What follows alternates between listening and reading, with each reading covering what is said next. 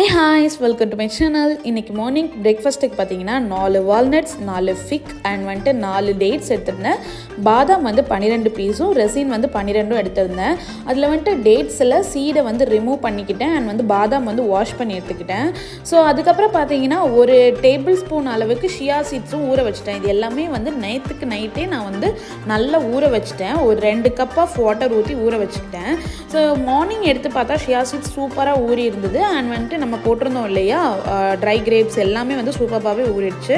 இதை வந்து நான் மிக்ஸி ஜாரில் போட்டு நல்லா பிளெண்ட் பண்ணி எடுத்துக்க போகிறேன்.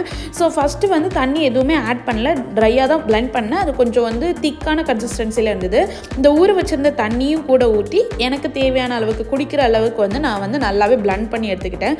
மார்னிங்க்கு இது செம்ம ஃபில்டாகவும் ஹெல்த்தியரான பிரேக்ஃபாஸ்ட். நமக்கு வந்து குக் பண்ணவே வேண்டியதில்லை. ஸோ இதை டேரெக்டாகவே குடிச்சிக்கலாம் இல்லையா. ஸோ சூப்பராக மார்னிங் ஸ்டார்ட் ஆச்சு. Hope you all like it. இதை ட்ரை பண்ணி